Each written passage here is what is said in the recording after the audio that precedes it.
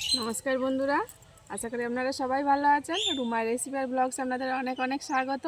আজকে আবার আমি একটা নতুন রেসিপি নিয়ে চলে এসেছি। আজকে আমি বানাবো ভাপা দই। আর দই তো সবারই পছন্দের। ভাতের শেষ পাতে যদি একটু টক দই বা মিষ্টি দই পড়ে সবারই মন খুশি হয়ে যায়। সেই দইয়ের আজকে আমি ভাপা দই বানাবো। তো চলুন আপনার ভিডিওটা শেষ পর্যন্ত দেখবেন, স্কিপ না করে। আমি রান্নাঘরে যাই, ভাপা দই বানাবো।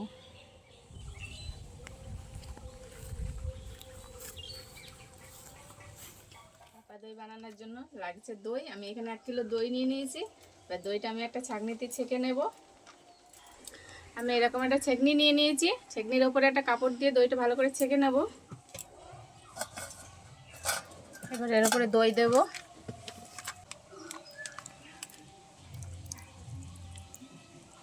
দইটা আপনারা পরিমাণ মতন দেবেন, যতটা মানে ভাপা বানাবেন। ভাপা দই আমি একটু বেশি পরিমাণে নিয়ে নিচ্ছি।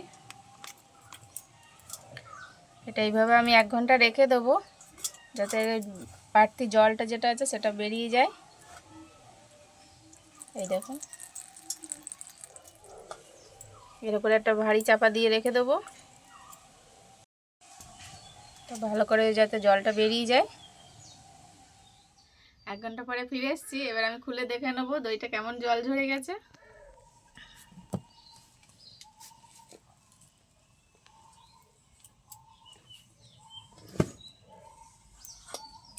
এই দেখুন, একদম ঝরে গেছে। এবার আমি আরেকটা পাত্রে এটা তুলে নেব।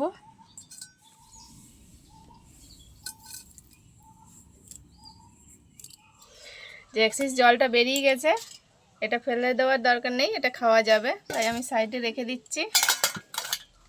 তো এটা আমি একটু ফেটিয়ে নেবো ভালো করে, একটু ক্রিমি ক্রিমি ভাব করে নেব।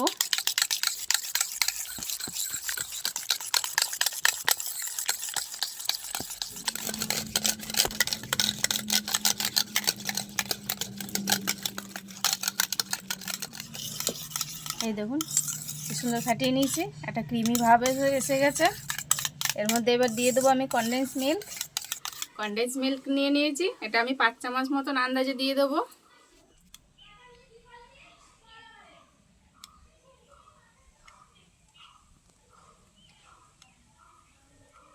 আমি এখানে এলাচ গুঁড়ো করে নিয়েছি, দিয়ে দেবো। আবারও ভালো করে একসাথে মিশিয়ে নেবো, এরকম করে ফাটিয়ে।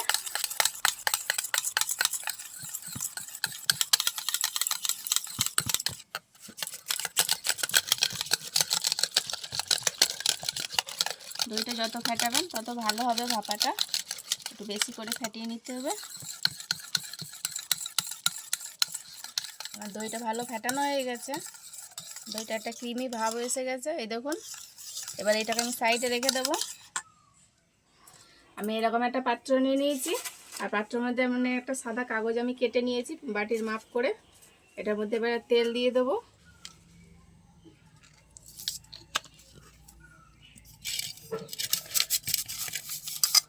কাগজের উপর দিয়ে ভালো করে এরকম করে তেলটা মাখিয়ে নেব। এরকম জাফরান নিয়ে নিয়েছি আমি, আর জাফরান একটা একটা করে এরকম করে একটু সাজিয়ে দেবো, গার্নিশিং করে নেব, তাহলে আরও ভালো লাগবে দইটা দেখতে। আপনার কাছে না থাকলে নাও দিতে পারেন, আর যদি আপনারা চান তাহলে ড্রাই ফ্রুটও সাজিয়ে দিতে পারেন।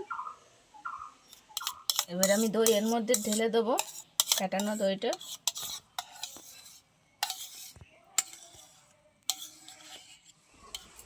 এবার উনুন ধরিয়ে আমি একটা কড়াই বসিয়ে দেবো। কড়াইয়ে জল দিয়ে দেবো, জলটা গরম হওয়া পর্যন্ত আমি ঢেকে দেবো। আর জলটা গরম হয়ে গেছে, এই দেখুন। এবার আমি দই দেওয়া পাত্রটা বসিয়ে দেবো, আবারও ঢেকে দেবো। 10 মিনিট ভালো করে জোরে জাল দিয়ে ভাপিয়ে নেব। 10 মিনিট পরে ফিরে এসেছি। এবার আমি খুলে দেখে নেব কতটা হয়েছে। এই দেখুন, পুরো ভালো ভাপানো হয়ে গেছে। একটা চামচ নিয়েছি, দেখে নেবো এবার। এই দেখুন, চামচের গায়ে একটু কিচ্ছু লাগছে না, মানে আমার একদম রেডি হয়ে গেছে ভাপা দই। আমি নামিয়ে এটা রেখে দেবো খানিক সময় ঠান্ডা হওয়ার জন্য। ঠান্ডা হয়ে গেলে আমি 3 ঘন্টা ফ্রিজে রেখে দেবো, তারপর আপনাদের দেখাচ্ছি।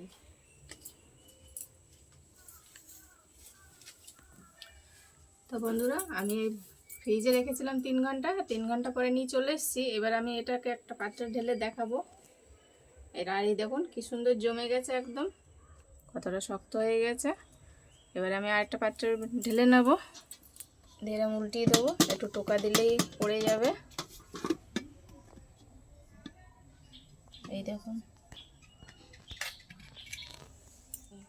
এই যে আমি এই জাফরান দিয়েছিলাম, জাফরানের সুন্দর কি সুন্দর একটা কালার এসছে, সব সাইডে সাইডে চলে গেছে। এবার আমি এটা কেটে নেব।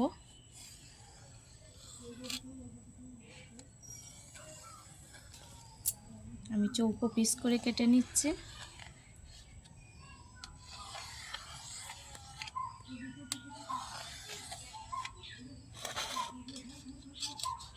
এই দেখুন,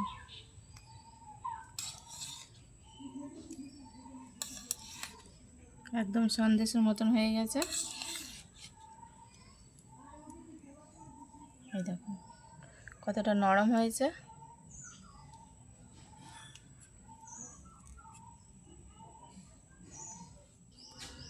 এবার আমি টেস্ট করে দেখব কেমন হয়েছে।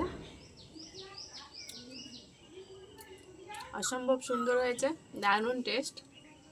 আপনাদের হাতে যদি সময় থাকে 10 মিনিট অবশ্যই একবার বাড়িতে ট্রাই করে দেখবেন। এই গরমের সময় দই তো সবারই পছন্দ হয়, এরকম একটা রেসিপি বানিয়ে খেয়ে দেখবেন। আর আমার ভিডিও যদি আপনাদের ভালো লাগে অবশ্যই বন্ধুদের সাথে অনেক অনেক শেয়ার করে দেবেন আর একটা লাইক করে দেবেন। দেখা হচ্ছে আবার পরের ভিডিওতে। তার সময় ভালো থাকবেন, সুস্থ থাকবেন। টাটা।